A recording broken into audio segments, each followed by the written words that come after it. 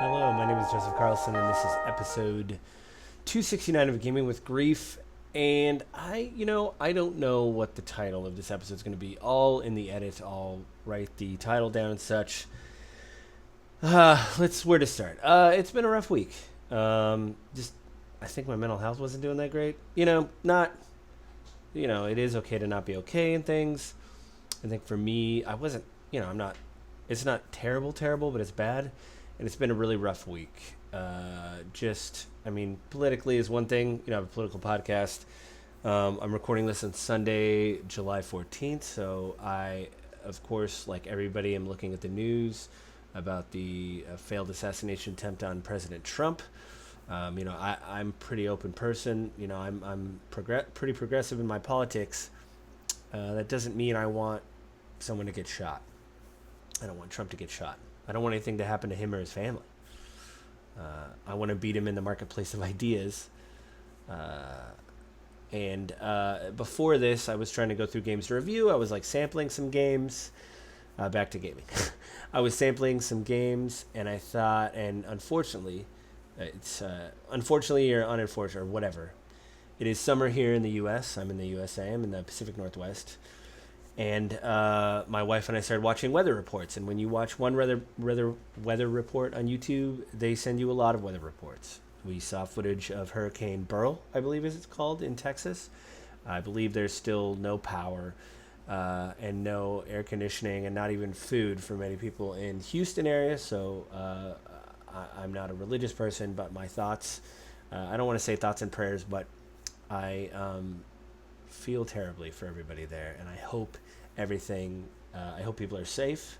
I hope, you and your family, whoever is out there struggling, I hope everything works out okay. I hope you're able to get AC and food and this all ends as quickly as possible. We watched a weather report in San Francisco where if you just go in of the Bay Area, it is about 100 degrees, which is a record. In Florida, recently they've had flooding in southern Florida because of hurricanes. The weather was so bad in Texas with Beryl that the weather kicked up all the way to New York, where they had tornado warnings in parts of southern New York, and they said breaks a record. It just feels like my wife looked at me in the middle of the news things we were watching and said, "Is it the end times?" And I said, "I don't know. It feels bad, though. It feels really bad." I just have to say that, I'm not doing well. I tried to sample some games. I wanted to do something a little bit more lo-fi and chill, and it wasn't helping. And then I recorded my political podcast with the co-host, Evan Carroll, and I was like, good. After we recorded, I ranted about Biden for a bit, and I thought, good, I'm going to unplug from my phone. I'm not going to talk about politics. I'm not going to be on my phone. I'm going to be around family. I'm a person that can actually be around family and not look at my phone every 5 minutes. Right when I pulled up to my my family, it was like cousins and things like that. They were in a birthday party, a lot of kids. Right when I pull up, Avin sent me a text alert. Hey, just to let you know, this is happening in Pittsburgh. Somebody attempted to take Trump's life. Looks like he got shot in the ear. This is all breaking. Came into my my relative's house. Hey, how's it going? Oh, new house. Great. Did you see the news that Trump got shot? What? Everybody turns on the news. Instantly, everybody's talking about it. And it's just over and over. So, could you disengage? Maybe, but not when someone has it on a 65-inch TV at family gathering. Now, there was still fun day I had. We caught up with people. Brisket was amazing. Shout out to my cousin's husband, Tim. He did a great job with that brisket. Kind of pulled me out of the darkness, that brisket. I got to be honest. But, man. And then today I'm watching the news again, and I'm trying not to distract myself. I'm going to go to the gym later. Again, to be very clear, I want to beat Trump in the marketplace of ideas. I do not want anybody to be shot. Because if it is okay to shoot one party, then it's okay to shoot the other party. And the problems that I have with Biden, his age, electability, all that kind of stuff, he doesn't deserve to be, if anything happens to Biden, even old age, because he's not looking good. He just is, they all deserve to just have a normal life that they don't have to worry about this. But now tensions are going to ratchet up. There's already conspiracy theories flying online. I would just say I'm waiting I'm watching the news. I'm probably not actually for this today. I'm going to try to unplug. If you could see, I have my Xbox in the background. I'm hoping not my video doesn't get demonetized. Xbox made a bunch of changes to Game Pass. I've lowered my subscription because I do like games day and date at Game Pass, but I play Xbox, but I'm paying it less. As long as I have online play and I can hook up with friends and family, that's what I want. So I see that Flintlock is coming out. I think I made the changes at the end of the month, or the changes to my account will come at the end of the month. So I might be able to play Flintlock for a bit when it hits Game Pass. I'm actually looking forward to that. What else? I looked at drawing videos today because I want to learn how to sketch. Basically, I guess this video is about unplugging and taking a moment. I didn't sleep well last night. You know, it sucks. I think this whole it's rough. It's rough. Again, is it the end times? I don't know, but the weather sure seems to feel like that. Remnant 2. Anyway, D&D is going well. I guess it's just a general check-in.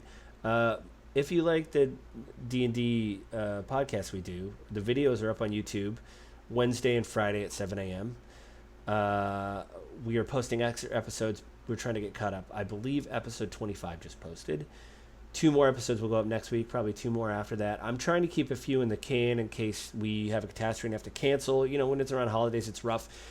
Some guys in the group have families. They have to leave. I have a family too, but we don't have kids, so it's not as chaotic. I totally understand that. I actually talked to my cousin's husband yesterday about being on the pod. He loves Final Fantasy, and I don't know. I mean, I know a little bit about Final Fantasy, and I play Final Fantasy 14, but I feel like a fake fan. And he tells me all the time it's like his favorite series.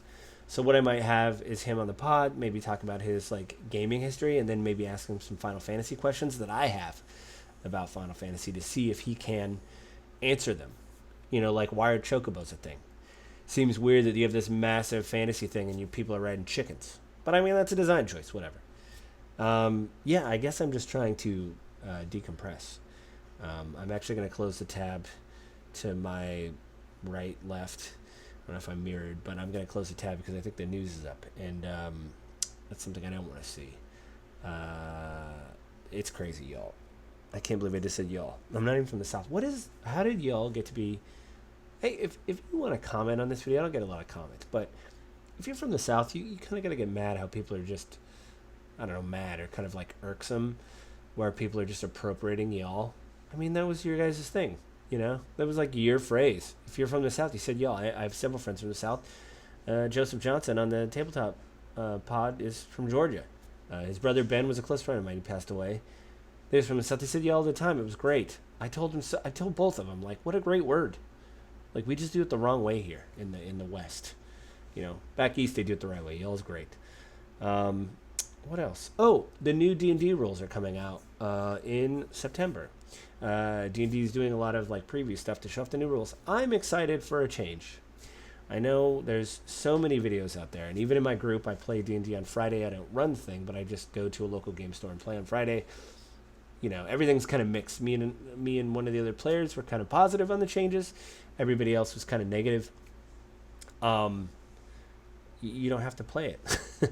You can keep playing 5e. That's the joke with the other player. He's a great guy. I'll give his character name Misty. He said somebody said, I don't know about all that. That I don't like it. And he goes, and then somebody was very kind of neutral, and they said, well, I'm happy with the edition I have. I'm good here. I have all the 5e stuff.